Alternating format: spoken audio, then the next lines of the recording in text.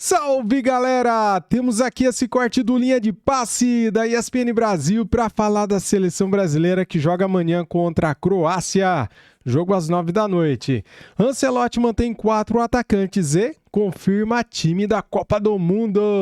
Cara, o vídeo aqui vai estar bacana, um vídeo de análise e debate, então seja bem-vindo. Deixa o like, se inscreva no canal e ative o sininho, dá aquela hypada para ajudar. Galera, aqui vamos trazer muito conteúdo da seleção brasileira na Copa do Mundo, tá bom? Então, deixa o like aí para ajudar, compartilha o vídeo e dá aquela hypadinha aí para ajudar a gente. As imagens são da ESPN Brasil, link na descrição como créditos. Vamos lá pro vídeo. Preocupado, hein? Ancelotti mantém 4 atacantes e confirma time da Copa do Mundo. A questão é a seguinte: primeiro ele falou que não vai mexer no esquema para amanhã, né? E pelo visto não deve mexer mesmo nesse esquema de 4 atacantes, até para a Copa. Vamos ver o que vai acontecer nos próximos meses, mas deu a entender isso. E disse que já tem os 11. Vamos dar uma olhadinha nessa tela para a gente começar o debate em cima dos 11. Vamos lá. Atenção. Ancelotti, parece que na mente dele é esse time. Eu quero saber de vocês se realmente é isso ou se vocês entendem que pode ter alguma mudança. Temos o Alisson, temos o Militão, temos o Marquinhos, Gabriel Magalhães pode e o ter Alexandre. mudança. Bruno Guimarães e Casemiro. Aí você tem Estevão, Rafinha, Matheus Cunha e Vinícius Júnior. Ainda bem que eu sei a escalação de... Pode ter mudança, galera. Se ele convocar Neymar, Paquetá, se ele convocar o Pedro, por exemplo, né? A gente não sabe como que vai estar até a Copa do Mundo, né, cara? Vai que o cara começa a fazer um gol atrás do outro, né? Salteado e conheço as fotinhos, porque daqui não deu pra enxergar nada. Justamente por ter essa escalação de core salteado, Jean. Não. Tá vendo? São esses os 11 mesmo? Você não reclama que tem que ter o time titular, que todo mundo sabe de core salteado? É isso. Pois Tudo é. bem, João? Tudo bom? Beleza? É esse o time mesmo? Eu acho que é esse. Eu acho que quando ele diz que já definiu os 11 titulares, o fato dele dizer que já definiu os 11 titulares me leva a crer que são esses. E eu acho, na boa, que tem que ser mesmo. Eu acho que tem que ser. Eu acho que, assim, a gente trata a seleção brasileira talvez ainda potencializando a insanidade com que a gente trata o campeonato brasileiro, os times e o futebol aqui. O bom, e eu estou percebendo isso à medida que o Ancelotti vai dando entrevistas, é que ele parece não se abalar muito com essa loucura. Porque, assim, o Brasil perdeu da seleção da França jogando sem 6 titulares, perdeu de 2-1, é verdade, não fez um grande jogo, é verdade, mas assim, um time completamente desfalcado, jogando contra a melhor seleção do mundo, que depois no jogo seguinte escalou o time inteiro reserva e meteu 3-1 na Colômbia, e parece que é o desastre completo, que não tem futuro, que essa seleção brasileira não vai funcionar, que não tem nada que preste, porque Vinícius Júnior e Rafinha não jogaram nada. É verdade, não jogaram nada, como já não jogaram nada outras vezes, mas também já em outras oportunidades fizeram bons jogos. E a gente já sentou aqui, até desde que o Ancelotti assumiu, para dizer no comecinho que o Vini Júnior tinha melhorado, para dizer que o Rafinha era muito importante, para dizer que foi encontrada uma dupla de volantes que o Brasil não tinha à disposição, para dizer que esta defesa que a gente está vendo aí escalada, que não jogou, nenhum desses caras jogou contra a França, para dizer que essa defesa é muito forte. Então vamos com calma. Eu acho que, assim, é uma insanidade porque parece que o Brasil é a única seleção, talvez, que tenha que buscar 3 pontos em todo amistoso. E amistoso não é para isso. Basta você ver que boa parte das seleções europeias fizeram mais de 7, 8 trocas em amistosos grandes. A Suíça pegou a Alemanha e não quis saber. Não quis saber, segundo tempo, 11 reservas. Ou, enfim, mas fez 11 substituições. Porque está todo mundo fazendo teste. Porque está todo mundo vendo onde vai funcionar, onde não vai funcionar, o que eu preciso fazer, tirando dúvidas sobre jogador que você tem desconfiança. Então, se você coloca em cara um cara sobre o qual você tem desconfiança, é para ver se você pode confiar nele. Não é para ganhar os 3 pontos, não é para ganhar o jogo. E a gente vive nessa maluquice que a gente trata o futebol, é assim. Claro que agora tem uma turma que olha especificamente para o mau resultado, se aproveitando para fazer lobby para uma para outra, mas não vou nem entrar nesse tema. Eu acho que, assim, o importante é que o treinador da seleção brasileira parece ter a consciência do trabalho que ele está fazendo, e de que ele vai escalar o time mais forte, o melhor possível para jogar a Copa do Mundo, sempre lembrando que uma Copa do Mundo, as chances de você perder essa competição, elas são infinitamente maiores as chances de você ganhar. Talvez até para a França, a chance de perder é maior do que a chance de ganhar. Claro. Porque você tem pelo menos a Espanha, para não citar outras seleções candidatas ao título. Então, acho que bom que o treinador da seleção brasileira não está embarcando nessa maluquice que a gente acompanhou na última semana. Ô, Birner, você não acha... Hoje é 30 de março, né? 30. Você não acha que 30 de março está um pouco cedo para cravar os 11 titulares da estreia? Ou fala, não, peraí, só tem mais um jogo amanhã, depois vai ter a convocação em maio, tem mais 2 jogos, né? Vão ter dois amistosos ali, tem. um pouquinho, 2 semanas de preparação. Ele não tem muito o que mexer, não. É isso aí, são esses 11 e pronto. Tá cedo. Tudo bem? Tudo bem, boa noite a você, Jean Calçade e aos fãs das fãs de esporte. Não está cedo. Eu acho que foi a observação do Ancelotti até o momento. E se for necessário, ele muda de ideia. Se ele achar, por exemplo, que em algum momento ele vai ter uma equipe mais forte usando um zagueiro ao invés do Alexandre na lateral, ele vai trocar. Se em algum momento ele, durante o período que os jogadores vão trabalhar com o Ancelotti, ele achar, estou falando porque tem muita gente aqui falando, que o Luiz Henrique tem que jogar na direita, então. que tem que trazer o Estevam para o meio, que tem que tirar o Matheus Cunha, ele vai tirar. Você arriscaria, por exemplo, começar a Copa, primeiro jogo, Vinícius Júnior na reserva? Isso eu acho que ele não vai fazer. Porque aí tem uma outra questão. Tem um cara que decidiu com ele, um cara que é um dos melhores jogadores brasileiros e que tem uma função específica jogando mais avançado, diferente da que ele deve fazer no jogo de amanhã, que ninguém mais faz. Até agora não vai ser convocado. A função é, eventualmente, do Neymar, se tivesse convocado, do jogador mais à frente de todos, que tem a velocidade para o contra-ataque, que tem o drible, que tem a capacidade de, no drible, na individualidade, jogando de direção ao gol, resolver a partida. E não tem outro jogador que foi preparado para isso. O Estevam pode fazer? Pode. Mas o Estevam, artilheiro do Ancelotti, jogando pelo lado direito, não tem que sair do lado direito. O Rafinha pode fazer? Pode, mas você vê como o Rafinha joga no Barcelona, seria um desperdício você usar o Rafinha nisso. Então o Vini vai começar a Copa pela seleção brasileira. É certeza. Eu não sei se ele termina a Copa como titular, aí depende do futebol dele. Já tivemos casos de jogadores titular no primeiro jogo, no segundo já não era. Porque uma das vantagens, e essa ainda não apareceu, de ter um técnico tão grande e tão rodado, é que ele é capaz de entender que é um torneio que é decidido rapidamente, que ele precisa tomar decisões rápidas e que talvez nesse momento seja importante privilegiar a fase do jogador ao invés da possibilidade. E o principal, ele tem tamanho para fazer isso. O que um técnico brasileiro na seleção dificilmente teria. Então, eu entendo perfeitamente, ele tem uma equipe titular agora, não vejo nenhum problema nisso. Para passar para o Calçado, só uma explicação, antes que alguém confunda, né? Estamos passando isso aqui pela cabeça. Gente, a gente colocou uma seleção ali, não foi o Ancelotti que disse que a seleção é essa, que os 11 são eles. Ele falou que... Ah, bom, né? Porque, cara, eu não acredito que será essa seleção que estava aí nesse campinho, não, viu?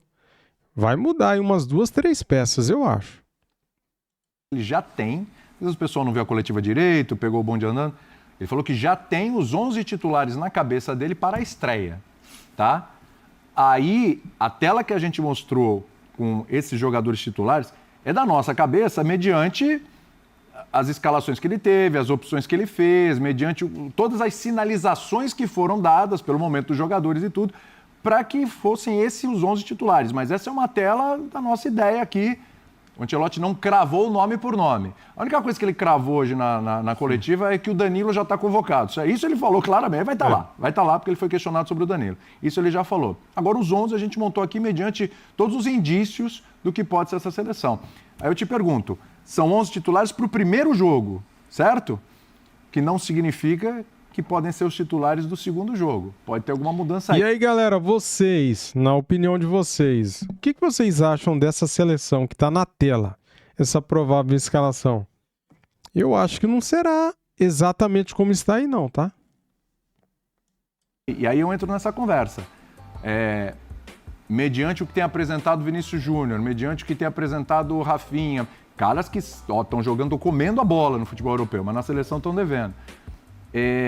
A gente olha ali, você acha que pode ter alguma mudança ou Vamos fazer o primeiro jogo com aquilo que no papel a gente tem de melhor e dependendo do que acontecer no primeiro jogo, no segundo a gente conversa. Pode ser por aí, Calçade? Tudo bem? Oi, William, boa noite a todos. Cara, se a Copa do Mundo começasse amanhã, eu diria para você que esse é o time. Era isso aí. Tá? Perfeito. E é isso que o Ancelotti está dizendo, sem definir os nomes, apenas esta é uma observação do que foi feito até agora.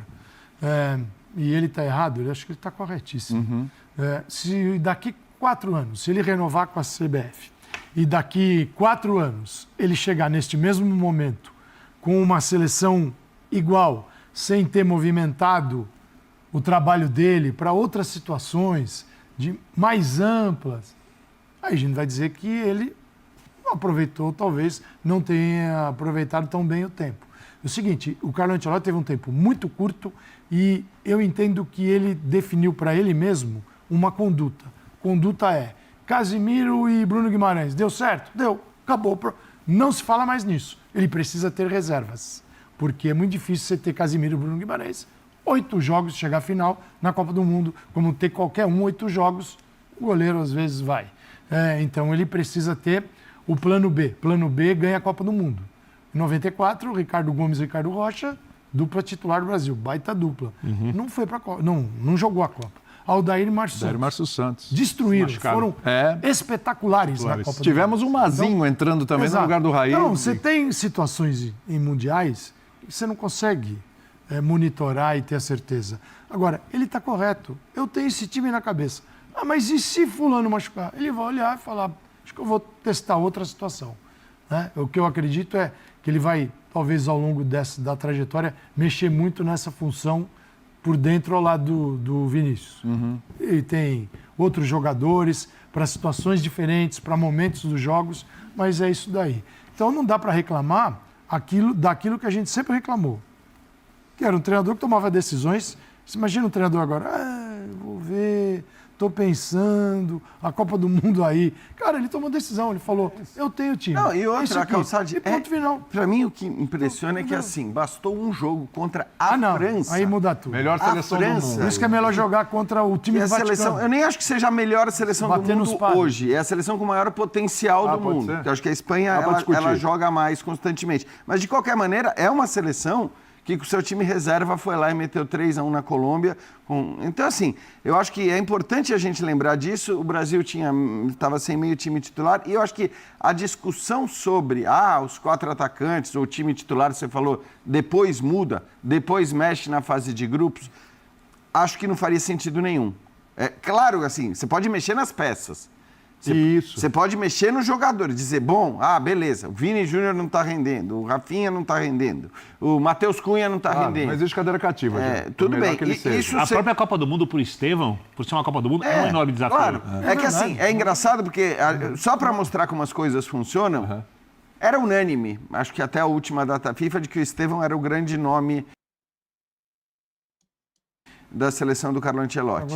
Agora, hoje, o que se pede já, por conta da entrada do Luiz Henrique, que é verdade, entra sempre muito bem. E, obviamente, tem que estar nesse grupo de Copa do Mundo. Eu acho que o Igor Jesus é outro que muitas vezes entrava muito bem e talvez nem tenha esse reconhecimento. Claro, para uma função diferente, para outra coisa. Sim. Mas o que eu estou querendo dizer é assim, quando você pede o Luiz Henrique, você está querendo mexer no jogador, que é o melhor jogador, talvez, da era Ancelotti, que joga ali pelo lado direito, que por ali está rendendo muito. Aí, assim, para colocar o Luiz Henrique, porque ele entrou bem pra caramba e tal, você vai tirar e mexer no principal jogador. Então, acho que, calma.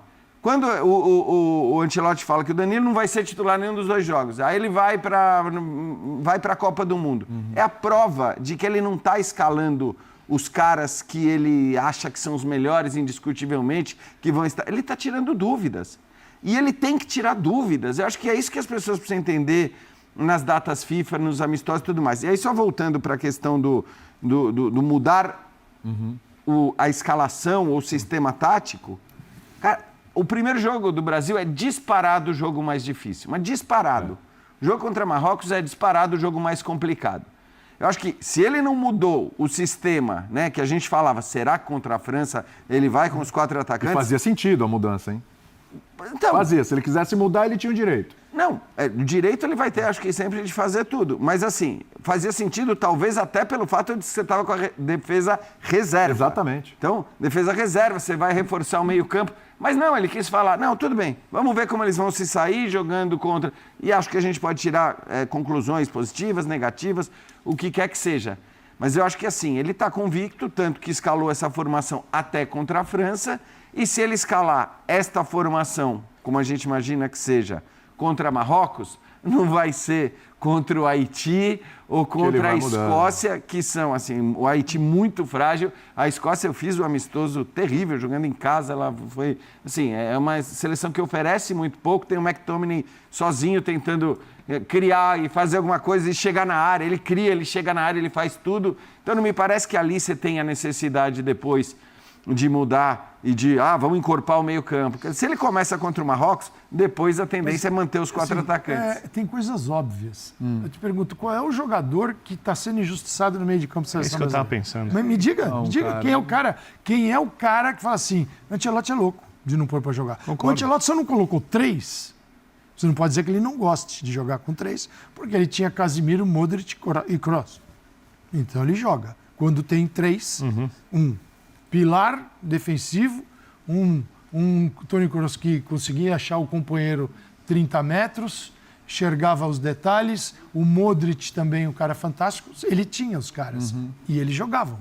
Ele tem caras assim para montar o meio de campo aqui? Não. Nem os caras nem o tempo para trabalhar. Ele falou o seguinte, eu não vou ficar, com o pouco tempo que eu tenho, talvez fazer um vestibular para o meio de campo. Exato. Quando eu tenho convicção de que esses dois... Não é que o Brasil não tem jogador. O Brasil precisa de um sistema, de um esquema tático que é a interação entre esses jogadores perfeito. Defesa muito boa e um meio de campo que tenha, sem a bola, a volta dentro dessa escalação que a gente colocou, do Estevão e também de Rafinha, que ajudem. Porque você não vai deixar Casemiro e Bruno Guimarães sozinhos. Agora, qual é a diferença? Se o Brasil tivesse um meia, todo mundo ia ficar feliz. Mas aquele meia que não pega ninguém, não volta, só bola no pé. A gente diria que ele teria 3 no meio de campo. Só que na hora sem a bola, você não ia ver o terceiro. É que eu acho que você hoje não se fala nem de meia, né? meia. Talvez queira um outro volante. Mas o Rafinha pode fazer esse papel. Ele faz no Barcelona. Exato.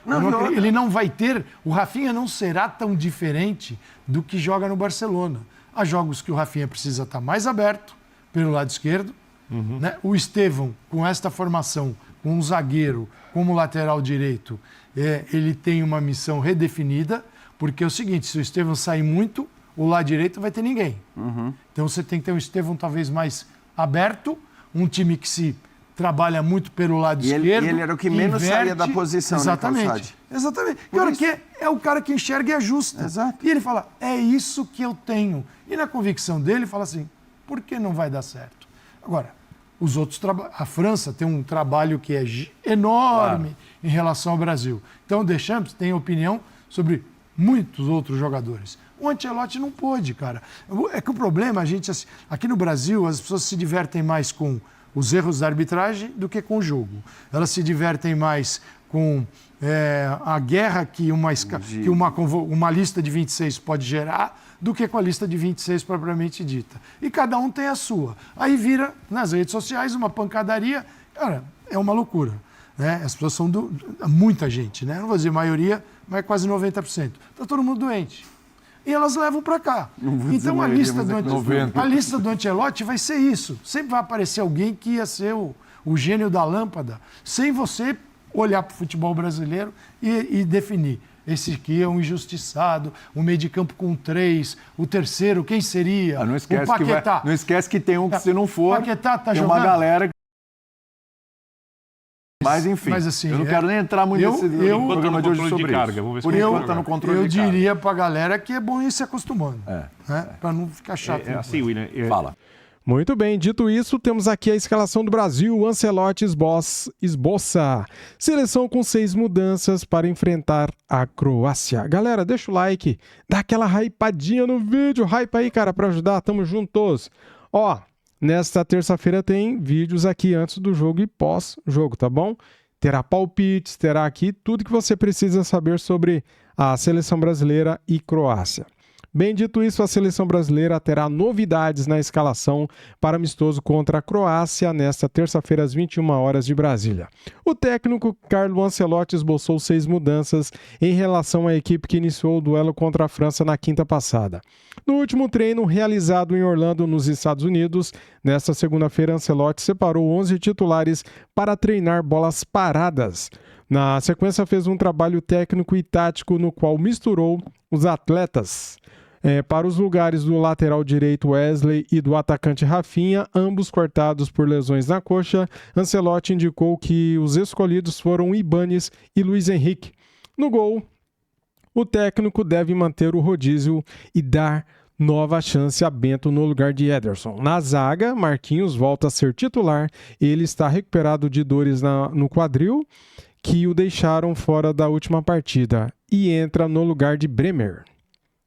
As outras 2 alterações esboçadas por Ancelotti foram as entradas do meio-campista Danilo no lugar de Andrei Santos e de João Pedro na vaga de Gabriel Martinelli. Assim, Vini Júnior deve jogar mais aberto pelo lado esquerdo. A escalação brasileira será confirmada por Ancelotti somente na preleção horas antes da partida, mas a tendência é que a seleção vá a campo com Bento, Ibanes, Marquinhos, Léo Pereira e Douglas Santos, Casimiro e Danilo, Luiz Henrique, Matheus Cunha, João Pedro e Vini Júnior.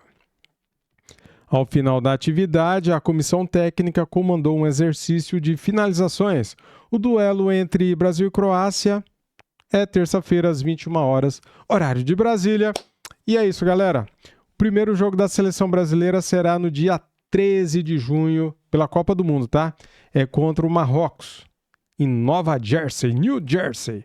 E já o segundo jogo será no dia 19 de junho contra o Haiti, na Filadélfia. E no dia 24 de junho, a seleção brasileira pega a Escócia em Miami, tá, galera? E tem 2 amistosos, tá? Antes da Copa do Mundo. Amistoso contra o Panamá, no Maracanã, dia 31 de maio. Bacana, né? E no dia 6 de junho, amistoso Brasil e Egito em Cleveland, nos Estados Unidos. Tá, então, muita informação bacana, né, para vocês mais uma vez. Muito obrigado a todos. Saudações e até mais. Fui!